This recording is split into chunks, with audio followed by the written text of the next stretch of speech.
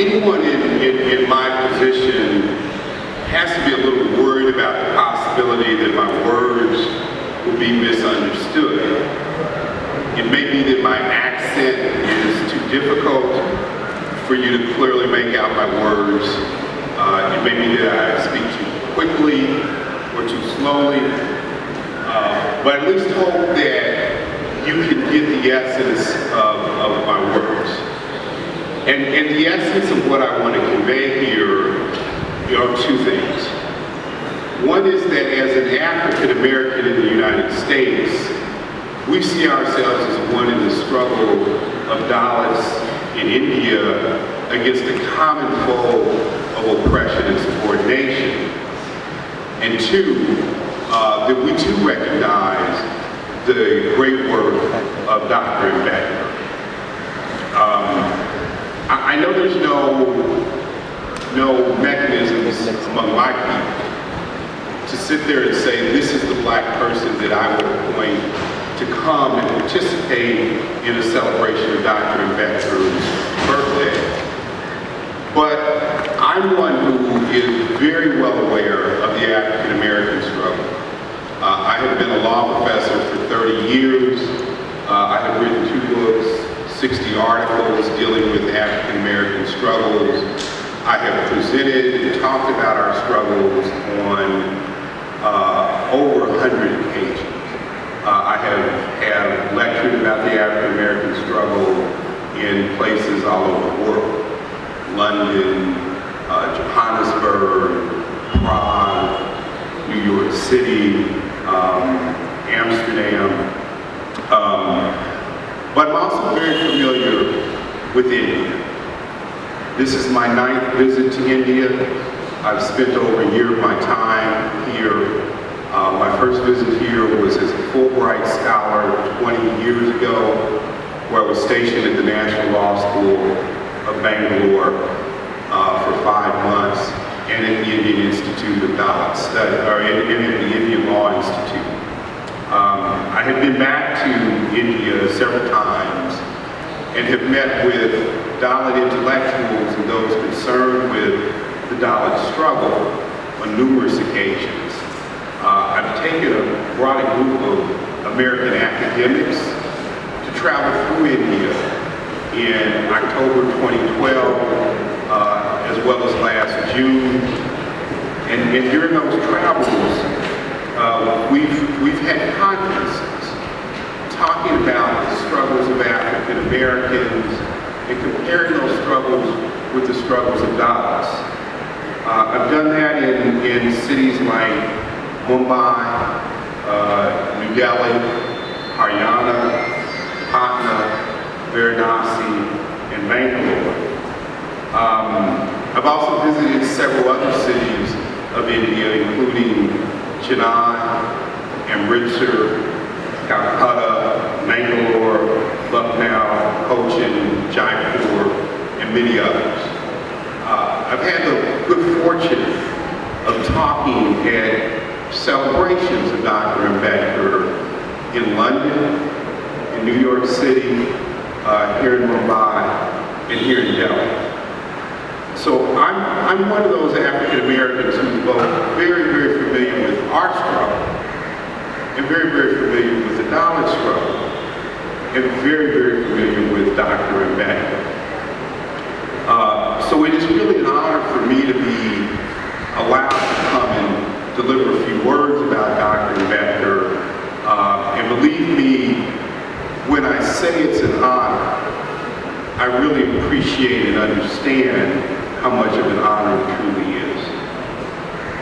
When I think of Dr. Ambedkar, and in my first time coming to India was 20 years ago, and what I've seen over the last 20 years, 2 decades, is the stature of Dr. Ambedkar has steadily increased.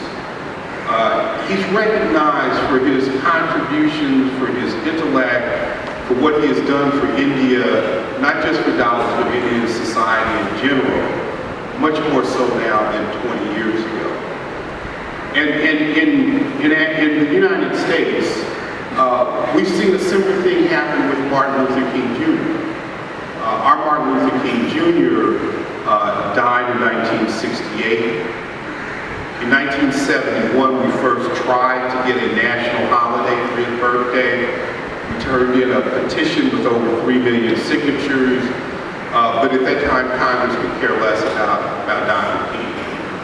So it took us a struggle to raise the stature of Dr. King before we could get his birthday declared a holiday. That finally occurred in 1983. And over the past 33 years, we in the United States have celebrated our Dr. King's birthday every year. And every year as those celebrations go on, more and more people come to appreciate just how important Dr. King has been, not just to blacks and African Americans in the United States, but also to all Americans. And this is something very similar to what I see happening with Dr. Ambedkar. I have long admired Dr. Ambedkar as a law professor. I have been a law professor for 30 years. And when I was first drawn to Dr. Ambedkar, it was as the architect and the chair of the drafting committee of the Indian Constitution. The Indian Constitution, of course, prohibits the practice of untouchability, provides a framework for reservations. Indeed, it is truly a remarkable document for its time. It provided many equality provisions that were far ahead of what other societies were doing in the 1940s. But as we all know, as Dalits and as African Americans, words on a constitution does not ascribe feeling in the hearts of the people of a society. So it takes some time to make those words of equality and justice written in a constitution a reality. As African Americans, we know that too.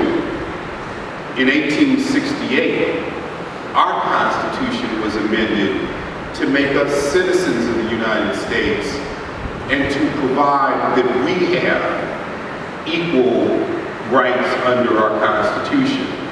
But it has taken some time for those rights to be fully recognized. When I think of lawyers, African American lawyers, our greatest lawyer would have been Thurgood Marshall. Now, certainly he's not someone who is familiar to you, but to us as African Americans, he was our greatest lawyer. He was our lawyer who litigated the end of one of our most oppressive systems, segregation. Indeed, without Thurgood Marshall, I would not have been able to go on to Yale Law School. I would not be able to teach at my university as a law professor, and I would not be able to be here. When I think of Dr. Ambedkar's work here in India, I think of our Thurgood Marshall. I would put him in that category. But Dr. Ambedkar was more than a lawyer. Dr. Ambedkar was also a major intellectual figure. He was someone who understood the oppression of Dalits in India in such a clear way. And I have gone back to his readings for 20 years now. And I find myself amazed that someone could have so well understood both Indian society and the Dalit position in that society so clearly at that point in time. We as African Americans have also had several intellectuals who have helped us in our struggle. Indeed, if I were to think of the greatest African American intellectuals, certainly during the time that we were held as slaves, it would have been Frederick Douglass. Frederick Douglass was our major intellectual who pointed out the weakness that existed in the logic that justified us being held as slaves.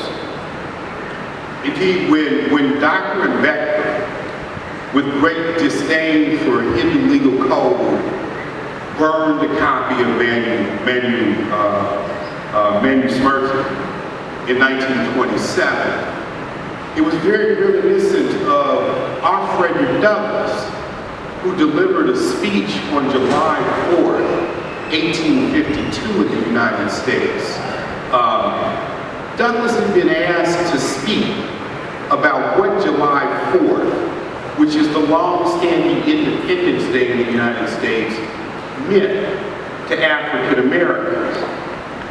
And he answered that question by saying that independence to African Americans in 1852, when we were held as slaves, that Independence Day revealed to us, more than any other day in the year, the gross injustice and cruelty to which we are constant victims. To African Americans, America's celebration is a sham, a boasted liberty, an unholy license. America's swelling vanity and sounds of rejoicing are empty and heartless, and the shouts of liberty and equality to us were a hollow mockery. This is very reminiscent of Dr. Ambedkar. Indeed, when I think of Dr. Ambedkar's famous Annihilation of Caste, it reminds me of the first writing by an African American that criticized slavery and talked about the evils of us being held as slaves, that was written by R. David Walker in 1830 and entitled An Appeal to the Colored Citizens of the World, but in particular and very expressly to those in the United States. But when I think about our other major academic would be W.E.B. Du Bois. He was our leader.